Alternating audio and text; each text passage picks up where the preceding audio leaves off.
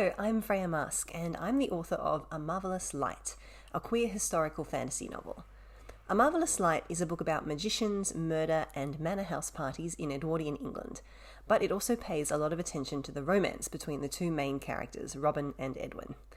I read in a lot of genres, but I am always a sucker for a good romance, either as the focus of the book or as the subplot. I always want to know, as The Princess Bride would have it, whether it is a kissing book. So I thought I would take you on a tour through some of my favourite kissing scenes in books and how and why I think they're effective. We'll start with Take a Hint, Danny Brown by Talia Hibbert. This is a contemporary romance about a high-achieving academic who thinks of herself as unsuited for romance until she ends up fake dating a campus security guard for plot reasons. The first kissing scene in this book is a great example of kissing happening early in a romance, before anyone's romantic feelings are really involved. It's one of the joys of a good fake dating story, I think. Kissing happens for show, and then there's a discovery of, oh no, I'm attracted to this person for real. Talia Hibbert writes really entertaining books, but she's particularly very good at mingling physical detail and thought process, showing you both arousal and awakening, lingering on small sensations, and so she can draw out the tension of even a short single kiss for multiple pages. Another fake dating romance, yes, this is my favourite trope, which also has amazing kissing in it, is The View Was Exhausting by Michaela Clements and Anjali Datta.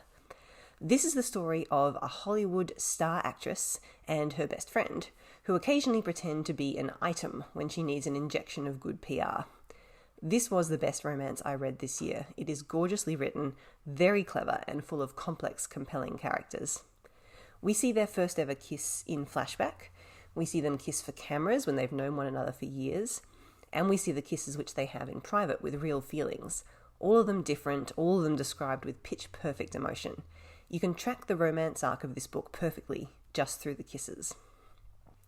While we're on the topic of kissing scenes used to discover attraction, I want to mention Any Old Diamond by KJ Charles, who is probably my favourite historical romance writer. This particular book is a romance between a young aristocrat and the jewel thief he hires to rob his terrible father. Unusually for a romance, the first kiss takes place after the main characters have already had 3 sexual encounters, so readers already have a sense of what their dynamic is, and we know that requesting a kiss is both a vulnerability, the narrator asking for something when he's been struggling to be truthful about what he wants, and also represents a key change in that dynamic. And then on rereading the book, when you know some secrets that the narrator is keeping, you also realise that requesting this kiss was something else too. It's doing a lot of heavy lifting for character, for romance, and for narrative, and KJ Charles is a master at using sex and kissing scenes in that way. It's what makes it a really superb romance novel, I think.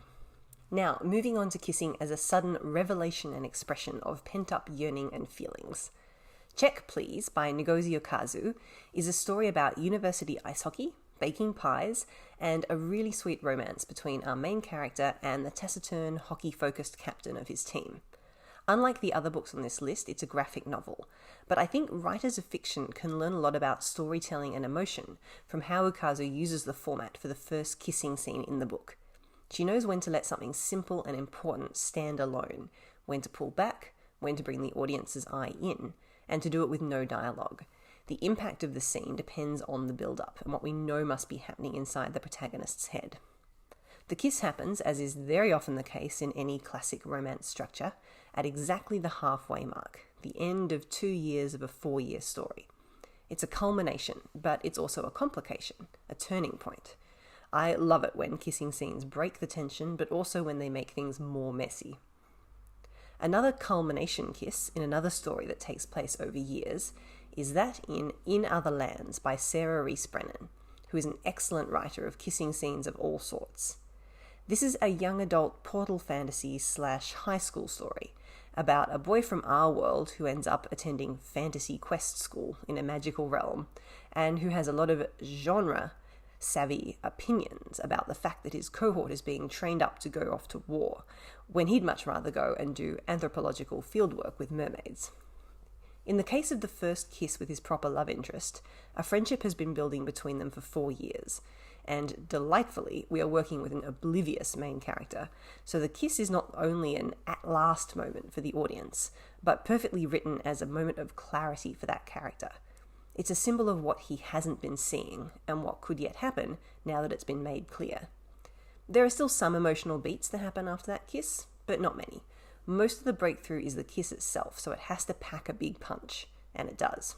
And finally, I want to talk about a kiss that is truly the culmination of an epic romance, and that is the one in Checkmate by Dorothy Dunnett, the final volume in her deservedly infamous Lyman's Chronicles. This is not a 3-page kiss, it's only a few lines, but the feelings that go into it have been building for 6 long books, and the genius of Dunnett is this. At the moment the kiss happens, the narration pulls back from the minds of the participants and tells us what is seen by observers. The kiss is described in one piece of action, one perfect metaphor, and then one person's reaction to it. It makes it clear that this is such a private, incandescent moment, that if we as readers were any closer to it, we'd be blinded by it instead of being allowed to glimpse it. So, I hope you enjoyed this brief romp through some of the ways kissing scenes can be deployed in fiction, and some of my favourite examples. I won't spoil you for how and when the kissing takes place in my book A Marvellous Light, except to assure you that it does. So I hope you have fun with the book if you pick it up, and I hope you come say hello on Twitter and tell me about your favourite kissing scenes. Thanks for listening.